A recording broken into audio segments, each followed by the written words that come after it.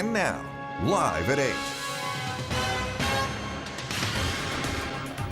අයිබෝවන් රටෙල්ලන අපේ ස්වර්ණවාහිනිය ශ්‍රී ලංකා අභිමානය සමගින් අප අදත් ඔබ මෙසේ මුණගැසෙනවා. එක්වන් අදත් ඇත දැනගන්න ලංකාවේ අංක 1 සමබර ප්‍රවෘත්ති විකාශය ලයිව් at 8 සමගින්. අද ඔබ හමු වන මම චන්දන ජයසිංහ.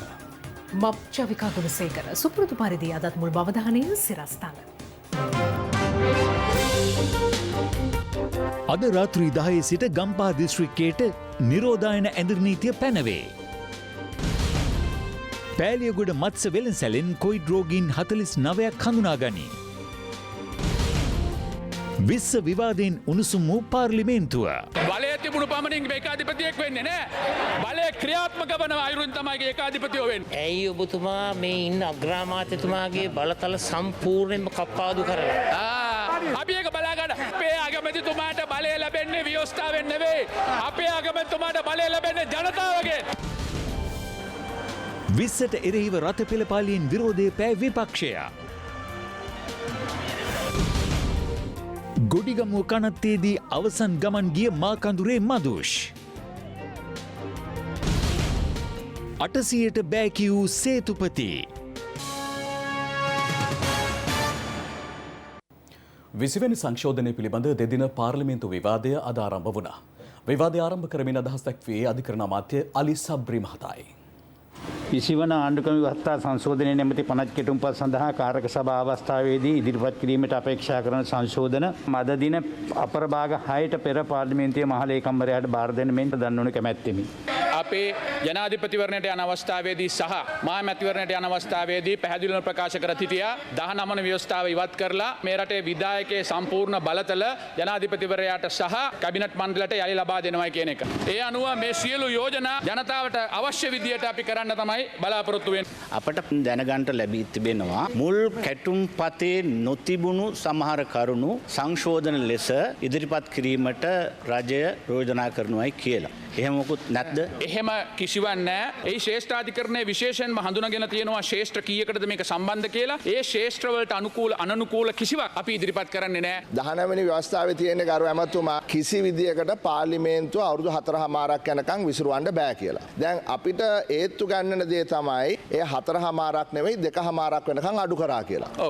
නමුත් ගරු ඇමතිතුමනි ඔබතුමාගේ 20 වෙනි සංශෝධනයේ තියෙන මෙන්න මෙහෙම දෙයක්. පාර්ලිමේන්තුව ජනාධිපතිවරයා විසිරුවා හැරියොත් පමණයි ඊළඟ පාර්ලිමේන්තුව විසිරවන්න බැරි අවුරුදු 2මාරක් යනවා. එහෙම එකක් වෙන්නේ නැහැ. අවුරුදු 2මාර වෙනකන් යනවා. දැන් අපි මේසේ උඩ තියෙනවා 20 වන ආණ්ඩුක්‍රම ව්‍යවස්ථා සංශෝධන පනත් කෙටුම්පතේ සංශෝධන. දැන් මේ සංශෝධන වලට අමතරව වෙනස් සංශෝධන ඉදිරිපත් කරන්න බලාපොරොත්තු වෙනවද? මම රජය නියෝජනය කරමින් අධිකරණ ඇමතිවරයා වශයෙන් කිසිවක් ඉදිරිපත් කරන්න බලාපොරොත්තු වෙන්නේ නැහැ. ඔයට ඇරුණම නමුත් අපි දෙවනවර කියවීමේදී වෙනත් දේවල් පෞද්ගලිකව ඔබතුමාලාගෙන් එනවද මන් දන්නේ. අපිට පේනවා පාස්කු ප්‍රහාරයේ සිද්ධ වෙන දේවල් හැමදේම අත හොද ගන්නවා. මම ඒකට සම්බන්ධ නැහැ, අරය සම්බන්ධ නැහැ කියන එක. ඒ අනුව පෙනෙනවා මේ ක්‍රමයට තවදුරටත් ඉස්සරහට යන්න බෑ. ඒ ක්‍රමය අපි නවත්තන්නට ඕන මේ රටේ ජනතාව ආරක්ෂා කර ගැනීමට නම්. බලය තිබුණු පමණින් ඒකාධිපතියෙක් වෙන්නේ නැහැ. බලය ක්‍රියාත්මක වන අයුරින් තමයි ඒකාධිපතියෝ වෙන්නේ. මම ඔබතුමාගෙන් අහන්න කැමතියි. ඇයි ඔබතුමා මේ ඉන්න අග්‍රාමාත්‍යතුමාගේ බලතල සම්පූර්ණයෙන්ම කප්පාදු කරලා? අපි ඒක බලාගන්න. අපේ අගමැතිතුමාට බලය ලැබෙන්නේ ව්‍යවස්ථාවෙන් නෙවෙයි. අපේ අගමැතිතුමාට බලය ලැබෙන්නේ ජනතාවගෙන්. අපේ අගමැතිතුමා මේ ඉන්න කාගේ එතුමාට කිසිම ප්‍රශ්නයක් නැත්නම් ඕගොල්ලෝ කිඹුල් කඳුළු හෙලන්නේ කියලා අපි අහන්න කැමතියි. එතුමාට බලය ලැබෙන්නේ ජනතාවගෙන්. එතුමා තමයි මේ රටේ ජනතාවගේ හදවතේ ජනාධිපති. ඒ හින්දා එතුමා ගැන බලාගන්න අපි 150ක් මෙහෙ ඉන්නවා. ඕගොල්ලෝ ගැන බලන්න වෙන්න එපා. අවුරුදු 4මාරක් තිස්සේ මේක විසිරවන්න බෑ කියලා 3න් 2ක් නැතුව විසිරවන්න බෑ කියලා නීතියක් ගෙනාවා. ලෝකෙ කිසිම රටක් තියෙනවද ඔය වගේ නීතියක් ගෙනාපු. ඒ හින්දා මේක වෙනස් කළ යුතුයි. ඒ හින්දායි අපි ගේන්නේ නැතුව මේ බලය ලබා ගැනීම සඳහා නෙවෙයි කියන එක පැහැදිලිවම සඳහන් කරන්නට ඕන. මේකේ තියෙන මම දකින්න භයානකම දේ තමයි ආණ්ඩුක්‍රම ව්‍යවස්ථා සභාව ඉවත් කරලා පාර්ලිමේන්තු සභාවක් පිටවීම. පාර්ලිමේන්තු සභාවක් ඒකට පුළුවන් නිර්දේශ කරන්න විතරයි. ඒ නිර්දේශය පිළිගත්තේ නැතුනොත් ඒකට කළ හැකි දෙයක් නැහැ. විශ්ව සංශෝධනයයි ගේන්නේ. මං කියන්නේ විශ්ව සංශෝධනය අමතක කළා දාලා මං කියන්නේ ඇයි අලුත් ආණ්ඩුක්‍රම ව්‍යවස්ථාවක් ගේන්න බැරි? ගෝඨාභය රාජපක්ෂ ජනාධිපතිතුමාට මේ බලය දුන්නේ අලුත් ව්‍යවස්ථාවක් වෙනුවෙන්. ඒක අතරමැදි තැනකට යන අවස්ථාවක් තමයි අපි අද මේ සාකච්ඡාවට භාජනය කරලා තියෙන්නේ. ඒක අතරමැදි තත්ත්වයක්. නමුත් ගිය සතියේ ජනාධිපතිතුමා ඉතා පැහැදිලි වගකීමෙන් රටට කිව්වා ඔහුගේ දුර කාලයේ දෙවෙනි වසර නිමා වීමට ප්‍රථම අලුත් ආණ්ඩුක්‍රම ව්‍යවස්ථාවක් වෙනුවෙන් අපේ රටේ ජනමතය ඒකරාශී කරනවායි කියලා. මේ රටේ ඉහළම නීතිය රටේ ව්‍යවස්ථාවයි. ඒ නීතිය සම්මත කර ගැනීමේදී පක්ෂ විපක්ෂ සියලු දෙනාගේම හැකිතරම් දුරට මහා සම්මතයෙන් සම්මත කර ගැනීමෙන් තමයි ඒ නීතිය ස්ථාවරත්වයක් බවට පත් වෙන්නේ. රටේ ව්‍යවස්ථාව කියන්නේ රටේ නීතිය විපක්ෂය මර්ධනය කරන්න නීති ගේන එකද තමුන්නාන්සේලා කරන්න ඕනේ. තමුන්නාන්සේලා කරේ. මෙතන ඉන්නවා කැබිනට් ඇමතුරු ඉන්නවා හලීම් ඇමතුමා අතලත ඇමතුමිය මද්දුම් බණ්ඩාර ඇමතුමා ෆොන්සේක 1 2 3 4 5 6 7ක් හතක් මොකද්ද 7 තමුන්නාන්සේලාට 7 වැදිලා. එතුමා කිව්වා මේ 7 කතාවක්. 7 මේ අපිට මේ වැදිලා තියෙන තමුන්නාන්සට. තමුන්නාන්සට හම්බෙච්ච අලුත් අමාත්‍යාංශයේ තියෙන විශේෂපතේ ගත්තොත් ඒ තියෙන ආයතන ටික පොඩ්ඩක් තමුන්නාන්සේ ආපහු හැරලා බැලුවොත් තමුන්නාන්සට මොනවද ඉතුරු වෙලා තියෙන්නේ. දැන් අපිට ආරංචි මේ ඊපෙරේදා සසින්ද්‍ර රාජපක්ෂ මේ මහත්තයාට කිව්වලු මල්ලි මේ ටිකත් උඹම තියාගනින් කියලා. අමාත්‍යාංශය පිළිබඳව ඔබතුමා කනගාටු වෙන්න ඕනේ නැහැ. ආයතන 28ක් මට තියෙනවා. ආයතන 28ක් මට තියෙනවා. හොඳයි. අද මහින්දානන්ද අලුත්ගමගේ මැතිතුමාලා වගේ මේ යම් දේවල් බලාගෙන වැඩියෙන් සද්ද දැම්මට මෙතුමත් අපි දන්නවා මේකේ පොඩි අකමැත්තක් තියෙනවා. අද පොඩි රණ්ඩුවකුත් ගිහිල්ලා තියෙනවා. ජයන්ත කැටකොට මන්ත්‍රීවරයා අද විමල් වීරවංශ මහත්තයාට තමුන්නාන්සේ ගහන්න ගියාද නැද්ද? අද විමල් වීරවංශ මරු ජයන්ත කැටකොට මන්ත්‍රීතුමා මන්ත්‍රීතුමා අනුන්ගේ රෙදි හොදන්න යන්න එපා. තමුන් කතාව කරන්න. අහන්න තමුන්නාන්සේ අද විමල් වීරවංශ මහත්තයාට ගහන්න ගියාද නැද්ද? ඔව්. දයාසිරි ජයසේකර අපේ ඇමතුමත් ආවා. මට අද දුක හිතුණා මේ දක්ෂ මේ පුද්ගලයෙක් පන්සලේ ඉඳලා ආවේ. එතුමාගේ හිත හදා ගන්නවා අර බතික් සූට් එකක් ගාගෙන. දීලා නෑ ආයතන. ඔබතුමා 20 ගැන කතා කරන්න. එක එක්කෙනා ඇඳපු ඇඳුමයි ඇඳලා ඉන්න යට ඇඳුමයි ඇඳලා ඉන්න එකයි වා කතා කරන්නකො ලැජ්ජ නැතුව මේ විශේෂ සංශෝධනය ගැන. මයික්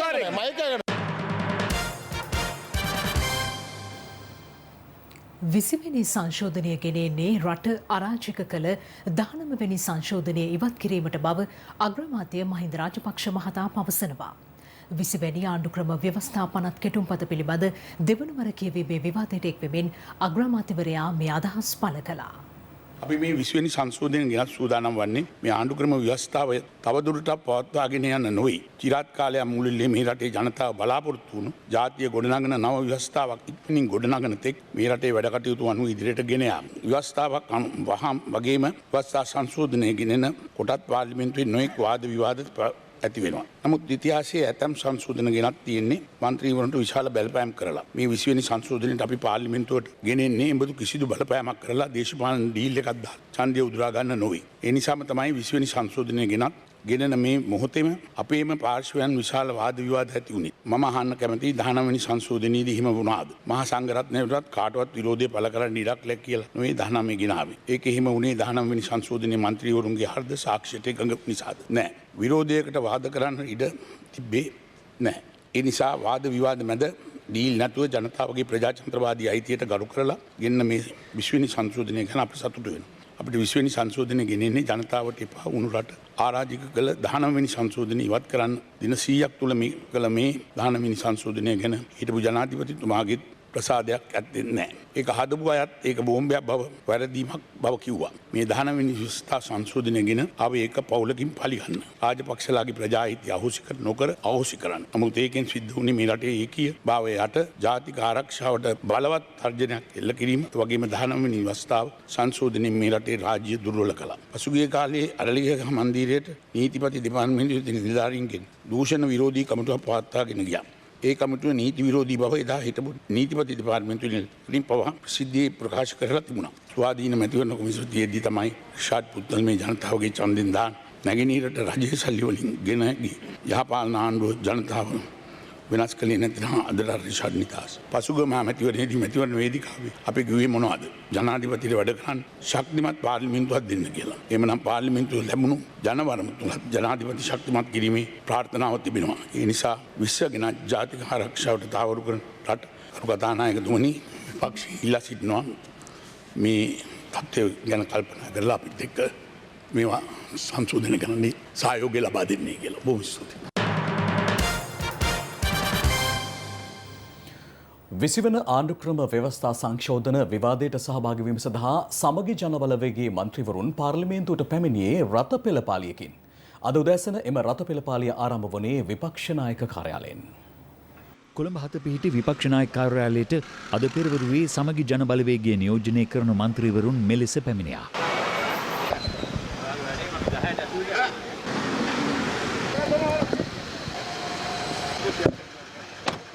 අනතුරුව විරෝධතා රථ පෙළපාලියකින් ඔවුන් මෙලෙස ගමන් ඇරඹුවා. පාර්ලිමේන්තු වටරවුමේදී 20ට එරෙහි වෘත්තීය සමිති ව්‍යාපාරයේ විසින් ආණ්ඩුව රැගෙන එන 20 වෙනි ආණ්ඩුක්‍රම ව්‍යවස්ථා සංශෝධනය සම්බන්ධයෙන් ඔවුන්ගේ විරෝධය මෙලෙස පළ කළා. අද වෘත්ති සමිති 60කට ආසන්න ප්‍රමාණයක් කව් වෙලා ඉන්නේ මේකට ඕනෑම අවධානයක් අරගෙන මේකට විරෝධය වල කරන ලෑස්ති කියලා අපි කියන්නේ. පාර්ලිමේන්තුවට ඇතුළු වීමට ප්‍රථම රථ පෙළපාලියට සහභාගී වී සිටි මන්ත්‍රීවරුන් මෙලෙස අදහස් පළ කළා. නොදු සෙල්ලම් අද සහ හෙට ජනතාවට තේරෙයි 20 ආණ්ඩුව දිනුවොත් 20න් වන විනාශය පෙළපාලි නෙමෙයි මේ අපි පාර්ලිමේන්තුව. දැන් ඔබතුමාලාට මේක පරාජයට පත් කරන්න පුළුවන් වෙයිද? ඒ තමයි අපේ උත්සාහය 20 පරාජය කරලා 19 ප්ලස් වැඩසටහන තුලින් මේ රටට යහපත් ව්‍යවස්ථාවක් ගෙනීමේ කර්තව්‍ය ක්‍රියාත්මක. විපක්ෂයේ ඉන්න පිරිසුත් මිලදී ගන්න ඉන්නවයි කියලා තමයි චෝදනා කරන්නේ. අපේ ආත්මය පාවා දෙන ජම්මේ පාවා දෙන മന്ത്രിවරු අපි සතුටුයි. විශ්ව පරාජය කරන්නේ සියලු දේ කරන ආණ්ඩුව ඇතුළෙන්ම මේකට විරුද්ධයි. මේ රටේ ප්‍රජාතන්ත්‍රවාදය විනාශ කරන 20ට විරුද්ධව ඒක රටවල් වල කොලනියක් බවට පත් කරන්න හදන මේ ව්‍යායාමයට විරුද්ධව ප්‍රජාතන්ත්‍රවාදය වෙනුවෙන් අපි විපක්ෂයේ භූමිකාව තමයි කරන්න ලෑස්ති වෙන්නේ. අන්තිමේට අධිකරණයෙන් පවා කියලා තියෙන්නේ 19 කියන ටික ආපහු ඇතුළත් කරන්න කියලා. අන්තිමට වෙන්නේ 19ටම බහින්න වෙනවා මේගොල්ලන්ට. රිෂාඩ් මන්ත්‍රීතුමාගේ පිරිස මොනා කරයිද? ඒගොල්ලෝ කවුරුවත් යන්නේ නැහැ. ඔබතුමාලගේ පිරිස ඔබතුමාලට විශ්වාසයිද? අපිට මේ වෙනකම් විශ්වාසයි. ඔබතුමාලා සහාය දක්වනවද 20ට? සහාය දෙන්න. හා? නෑ සහාය දෙන්නේ නැහැ. ඒක පරාජය කරන්න පුළුවන් වෙයිද ඔබතුමාලට? ඔව් පුළුවන්. ඒ අසලින් පාර්ලිමේන්තු යාමට පැමිණි ආණ්ඩු පක්ෂ නියෝජනය කරන මන්ත්‍රීවරුන් මේ විරෝධතාව සම්බන්ධයෙන් දැක්වුවේ මෙවැනි අදහසක්. ජාතික පක්ෂ කාලෙත් එමය දැන් සමගි බලවේගයක් හදාගෙනත් එමය. ජේ.ආර්. ජයවර්ධන 78 ගෙන ආපු ව්‍යවස්ථාව තමයි මේ නැවත මේ ගේන්න හදන්නේ. ඒකේ මේ ලොකු වෙනසක් කරලා නැහැ. අපි ජනාධිපතිතුමාගේ බලය වැඩි කරනවා. රට අපි අලුත් ගමනක් අරගෙන යනවා. පාර්ලිමේන්තුව ඉදිරිපසින් බැස පාර්ලිමේන්තු සභාගර්භය දක්වා සමගි ජනබලවේගයේ මන්ත්‍රීවරුන් සිය විරෝධතාවය පළ කරමින් මෙලෙස ගමන් කළා.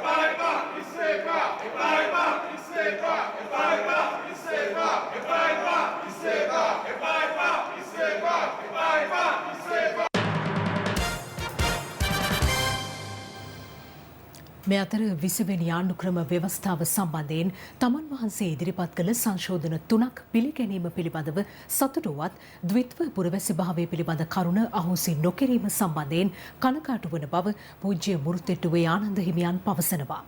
උන්වහන්සේ ඇතුළු පැවිදි හඬ සංවිධානය අද පැවති මාධ්‍ය හමුවකදී පැවසුවේ එය අහෝසි කරගන්න අතුරු තමන් වහන්සේ ඇතුළු මහා සංඝරත්නය දියත් කළ සටන අත් නොහරින බවයි.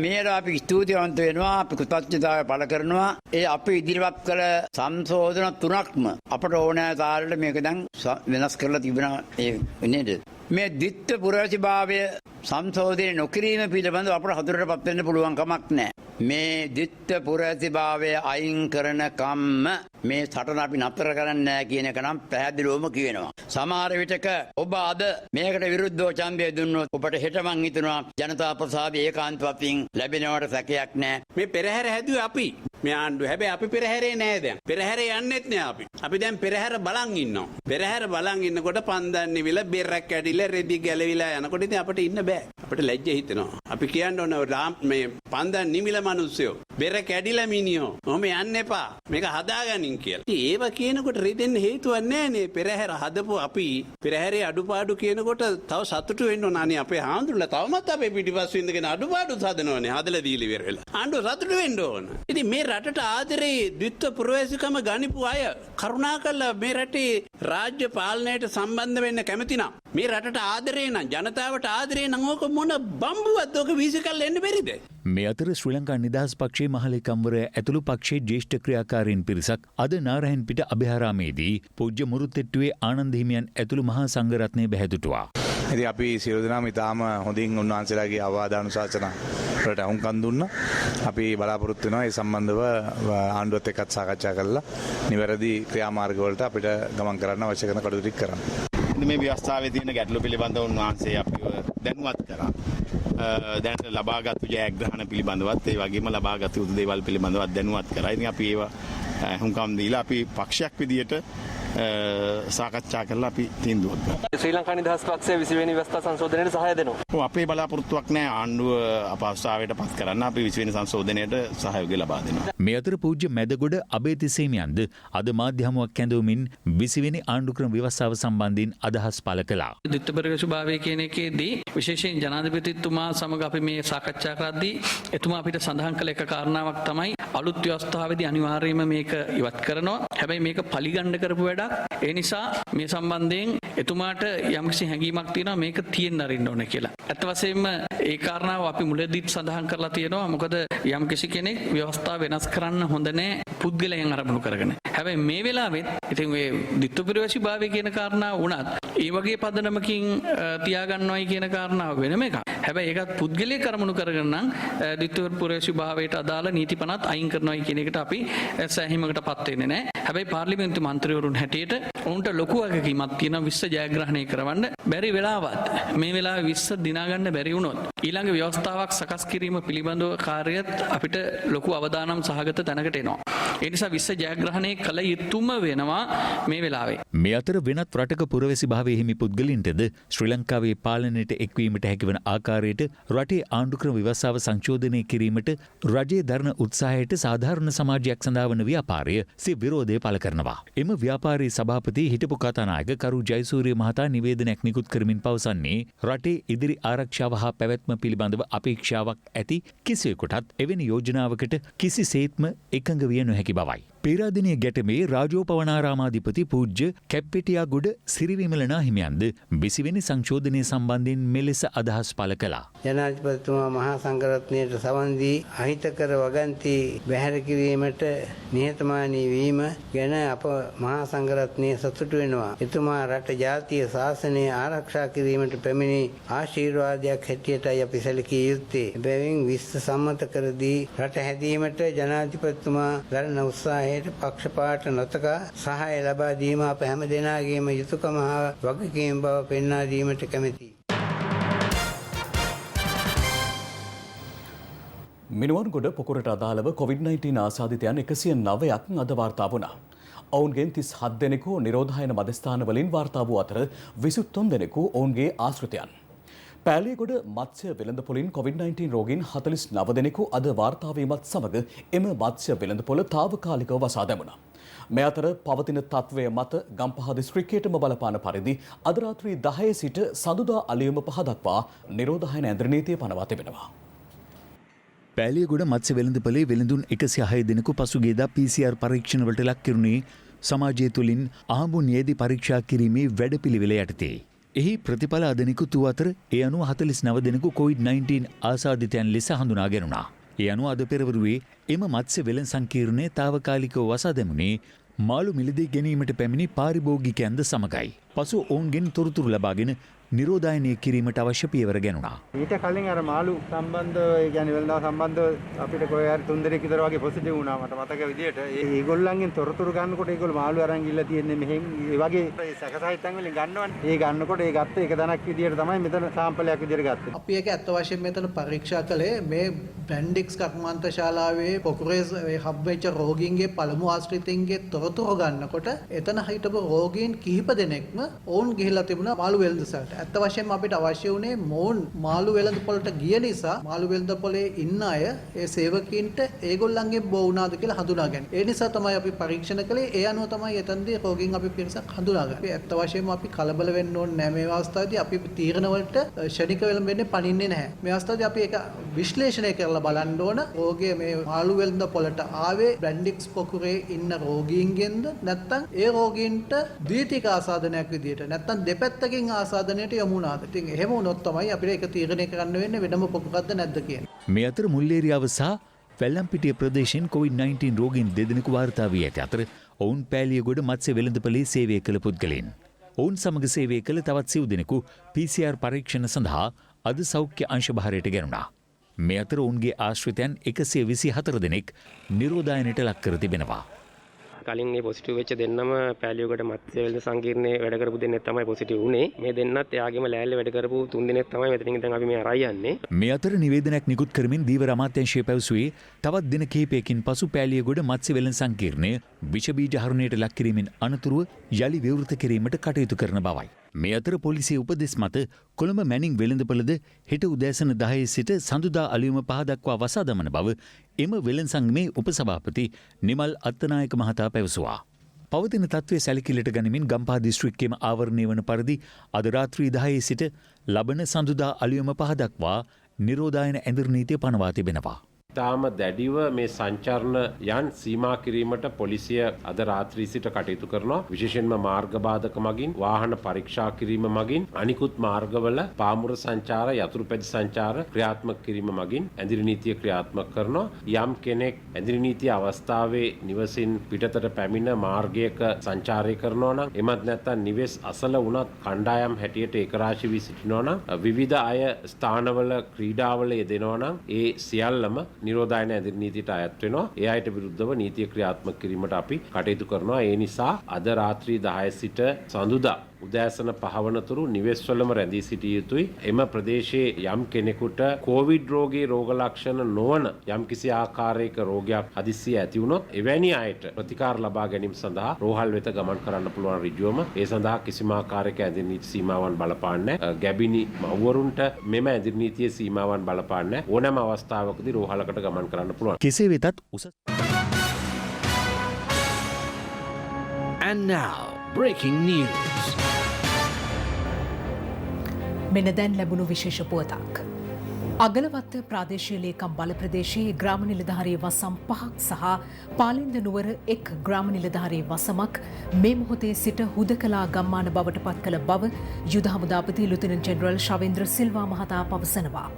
ඒ අනුව හුදකලා ගම්මාන බවට පත් කර ඇත්තේ අගලවත්ත ප්‍රාදේශීය ලේකම් කොට්ටාසේ ගොරොක්ගොඩ බේරගම අගලවත්ත දාමිලිගොඩ කැකුලන්දල උතුර යන ගම්මාන සහ පාලින්ද නුවර ප්‍රාදේශීය ලේකම් කොට්ටාසේ වෙල්ලන ග්‍රාම නිලධාරී වසමයි. මෙන්න එම පුවත නැවතත්. අගලවත්ත ප්‍රාදේශීය ලේකම් බල ප්‍රදේශයේ ග්‍රාම නිලධාරී වසම් 5ක් සහ පාලින්ද නුවර එක් ග්‍රාම නිලධාරී වසමක් මේ මොහොතේ සිට හුදෙකලා ගම්මාන බවට පත් කළ බව යුද හමුදාපති ලුතිනන්ට් ජෙනරල් ශවේන්ද්‍ර සිල්වා මහතා පවසනවා. ඒ අනුව හුදකලා ගම්මාන බවට පත් කර ඇත්තේ අගලවත්ත ප්‍රාදේශීය ලේකම් කොට්ටාසේ ගොරොක්ගොඩ බේරගම අගලවත්ත දාමිලිගොඩ කැකුලන්දල උතුර යන ගම්මාන සහ පාලින්ද නුවර ප්‍රාදේශීය ලේකම් කොට්ටාසේ වෙල්ලන ග්‍රාම නිලධාරී වසමයි.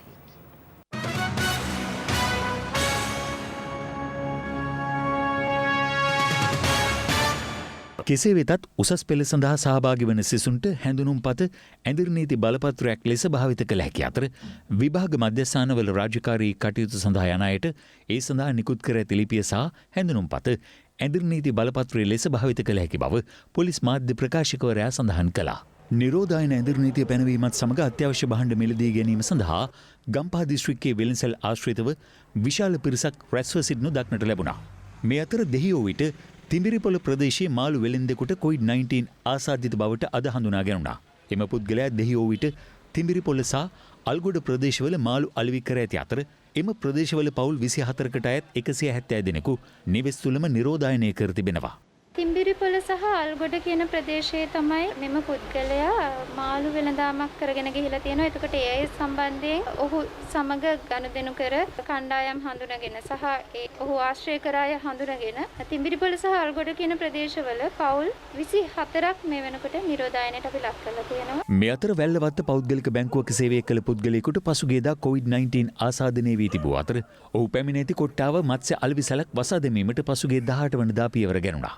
පසුගිය 19 වනදා එහි සේවය කළ පුද්ගලයන් 14 දෙනෙකු PCR පරීක්ෂණවලට ලක් කරනු අතර ඉන් 4 දෙනෙකු COVID-19 ආසාදනය වී ඇති බවට අද තහවුරු වී තිබෙනවා.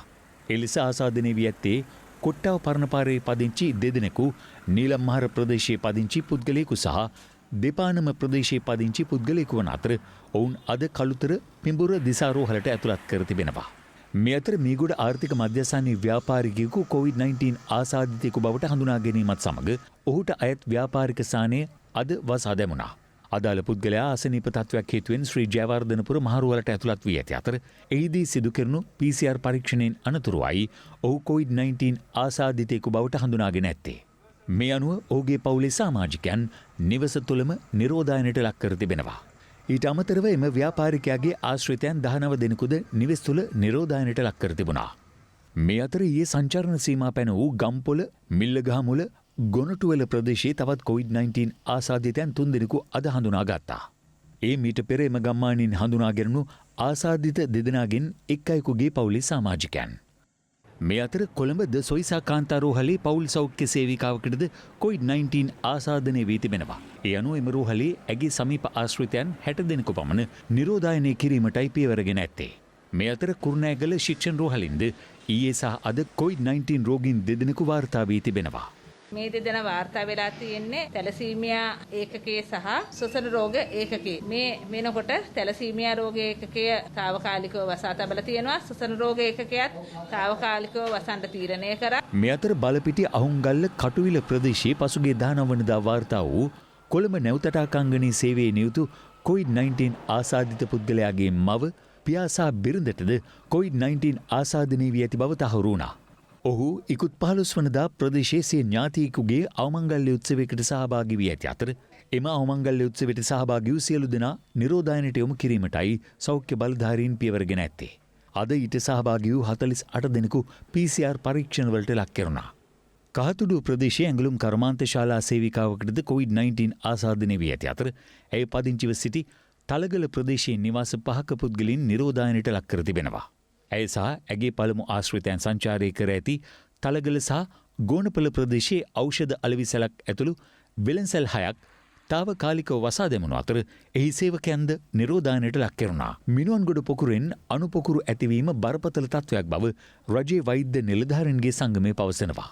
ශ්‍රී ලංකාවේ කොවිඩ් රෝගීන් එක් අවස්ථාවක වාර්තා වෙන වැඩිම විශාලතම පොකුර වාර්තා වෙමින් පවතින. ඒ පොකුර ආශ්‍රිතව අණු පොකුරු පළවෙනි පෙළ දෙවෙනි පෙළ ආශ්‍රිතයන් සමගත් දැන් කුඩා පොකුරු ඇතිවෙමින් පවතිනවා. ඉතින් මේ බරපතල තත්ත්වය අපි පළමුවෙන්ම වටහා ගන්න ඕනේ. සමාජ ව්‍යාප්තියක් තියෙනවද නැද්ද කියන කාරණය මම හිතන්නේ මේ වෙලාවේ දත්ත තියෙන්නේ වසංගත රෝග නිවාරණ ඒකකයේ සතුව පමණයි. ඔවුන් පැහැදිලිව රටට කියන්න ඕනේ මේකේ සමාජ ව්‍යාප්තියක් තියෙනවද ඒ දත්ත අනුව සමාජ නැද්ද කියන කාරණේ. රෝගය සමාජගත වෙනවයි කියලා කියන්නේ අපිට ඒ විදිහට සම්බන්ධතාවය හඳුනා ගන්න බැරි විදිහට විශාල ප්‍රමාණයක් තැන් තැන් වලින් රටපොකින් වාර්තා වෙනකොට අහඹු පරීක්ෂණ කරනකොට රෝහල් ගණනාවකම මේ වගේ රෝගීන් වාර්තා වෙනවා. අන්න එතකොට අපි කියනවා රෝගය සමාජගත වෙලා කියලා. අපි නියම විදිහට ඒක නිර්වචනය කිරීම කරන්නේ පවතින සාධක අනුව. මේ දක්වා පවතින සාධක අනුව අපිට මේ තියෙන සියලුම රෝගීන් එක පොකුරකට අපිට සම්බන්ධ කරන්න පුළුවන්. ඒක ඒ නිසා අපිට සමාජගත වෙනවයි කියන්නේ මෙතනට පැහැදිලි සාධකයක් නැහැ.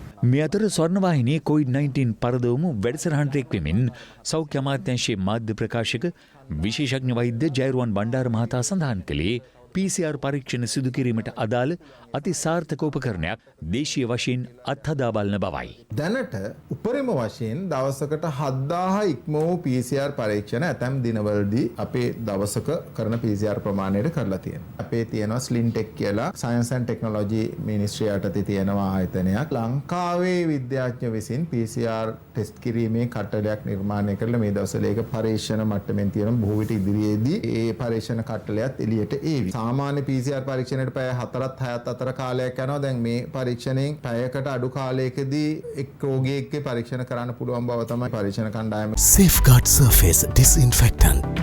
Safeguard නිරෝගිමත් දිවියකට. දතවත් දේශීය පුවත් කිහිපයක්. පොලිස් භාරයේ සිටියේදී වෙඩි ප්‍රහාරයකට ලක්ව ජීවිතක්ෂයට පත් වූ සමරසිංහ ආරච්චිලාගේ මදෝෂ් ලක්ෂිත නොහොත් සංවිධානාත්මක අපරාධ කල්ලි නායක මාකඳුරේ මදෝෂ්ගේ අවසන් කටයුතු අද සිදු කෙරුණා. ඒ බාරගම ගොඩිකමුව පොදු සුසාන භූමියේදී. සංවිධානාත්මක අපරාධ කල්ලි නායකයෙකු වන සමරසිංහ ආරච්චිලාගේ මදෝෂ් ලක්ෂිත නොහොත් මාකඳුරේ මදෝෂ් ප්‍රශ්න කිරීම සඳහා කොළඹ අපරාධ කොට්ටාශ විමර්ශන ඒකකයට මීට දින කිහිපයකට පෙර රැගෙනින් ලැබුවා. සිදු කළ ප්‍රශ්න කිරීම හමුවේ අනාවරණය කරගත් තොරතුරුවලට අනුව මීට පෙර හෙරොයින් කිලෝග්‍රෑම් 10ක් සොයාගනු ලැබුවේ කොටිකාවත්ත ප්‍රදේශයේ ගරාජයක සංගවා තිබියදී. ඉන් දින කිහිපයකට පෙර මදුෂ් ලබා දුන් තොරතුරකට අනුව ඔහුත් සමග මාලිගාවත්ත ලක්ෂිත සෙවන නිවාස සංකීර්ණයට අපරාධ පරීක්ෂණ දෙපාර්තමේන්තු නිලධාරීන් පැමිණියේ ඊයේ අලුයම් කාලයේදී. මෙම නිවාස සංකීර්ණය තුළ සිදු වූ වෙඩිහුමාරුවකදී මාකඳුරේ මදුෂ් ජීවිතක්ෂයට පත් වුණා.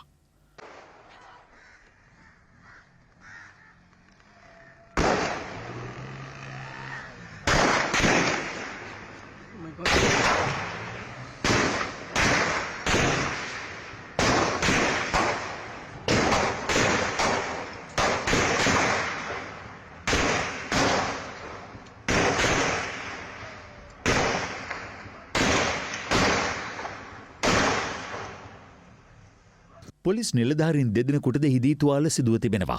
මෙම නිවාස සංකීර්ණයේ සඟවා තිබූ හෙරොයින් මද්‍රව්‍ය කිලෝග්‍රෑම් 22ක්ද සොයා ගැනීමට හැකි වුණා. ජීවිතක්ෂයට පත් වූ මාකඳුරේ මදුෂ්ගේ පශ්චාත් මරණ පරීක්ෂණය සිදු කිරීමෙන් අනතුරුව ඔහුගේ දේහය නීත්‍යානුකූල බිරිඳට බාර දීමට කොළඹ අතිරේක මහේස්ත්‍රාත් කාංචනා නේරංජනා ද සිල්වා අධිකරණ වෛද්‍ය නිලධාරීන්ට උපදෙස් දෙනු ලැබුවා. ඒ අනුව මාකඳුරේ මදුෂ්ගේ දේහය තැන්පත් කර තිබූ පමුණුව ප්‍රදේශයේ පොලිස් ආරක්ෂාවද දැඩි කිරීමට අද දින පියවර ගනු ලැබුවා. අද පසුරුවේ මාකඳුරේ මදුෂ්ගේ අවසන් කටයුතු සිදු කෙරුණේ මහරගම ගොඩිගමුව පොදු සුසාන භූමියේදී. මාකඳුරේ මදුෂ්ගේ දේහය සුසාන භූමිය කරා රැගෙනීමේදී ඊට සහභාගී වූ පිරිසක් මෙම ඝාතනය හෙලා දකිමින් විවිධ අදහස් පළ කරනු ලැබුවා.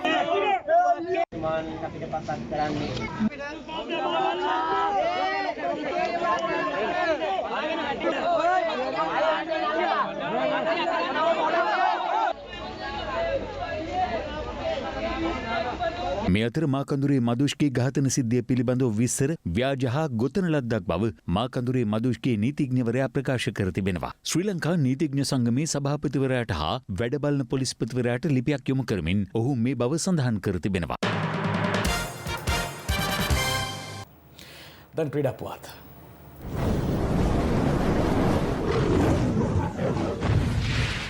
එළඹෙන නොවැම්බර් 21 වනදා ආරම්භ වීමට නියමිත ලංකා ප්‍රීමියර් ලීග් ක්‍රිකට් තරඟාවලියේ කැන්ඩි ටස්කර්ස් කණ්ඩායමේ හිමිකාරීත්වයේ ඉන්දියාවේ සුපිරි නළු සල්මන් ඛාන්ගේ සොහිරු සොහෙල් ඛාන් විසින් හිමි කරගෙන තිබෙනවා. කැන්ඩි ටස්කර්ස් කණ්ඩායම කුසල් ජනිත් පෙරේරා මෙහෙවීමට නියමිත අතර සුපිරි 20/20 පිතිකරු ක්‍රිස් ගේල්, ලියම් ප්ලන්කට්, කුසල් මෙන්ඩිස්, නුවන් ප්‍රදීප් ඇතුළු ක්‍රීඩකයන් රැසක් කැන්ඩි ටස්කර්ස් කණ්ඩායමට ඇතුළත්. ලොව විශිෂ්ටතම දඟපන්දු යවන්නා වන මුත්තයා මුරදරන්ගේ ජීවිත කතාව අල්ලලා ලබන වසරේ මුල් කාර්යත්වයේදී නිර්මාණය වීමට නියමිත 800 චිත්‍රපටයේ මුරලිගේ චරිතයට පනපවන සුපිරි දමිළ නළු විජේ සේතුපති ඉන් ඉවත්වීමට තීරණය කර ඇති බව ඉන්දිය මාධ්‍ය පවසනවා. චිත්‍රපටයේ ග්‍රාෆික නිර්මාණය එළිදැක්වූ දිනේ සිට සහ ඉන් පෙර සිටම සේතුපතිට මෙම චිත්‍රපටයට එක් නොවන ලෙස එල්ල වූ තර්ජන හමුවේ මුත්තයා මුරලිදරන් විසින් ලිපියක් නිකුත් කරමින් විජේ සේතුපතිගෙන් ඉල්ලා තිබුණේ තම කතාව රංගපෑම තුළින් ඔහුගේ වෘත්තීය චිත්‍රපට ජීවිතයට හානියක් සිදු නොකරගෙන ඉන් ඉවත් වන ලෙසයි. ඉන්දිය මාධ්‍ය වාර්තා කළේ විජේ සේතුපතිගේ දියණිය දූෂණය කරන බවටද ඔහුට තර්ජන එල්ල වී ඇති බවයි. ඒ සමගින් දැනට අප සමුගන්නවා. සුබ රාත්‍රියක්. සුබ රාත්‍රියක්.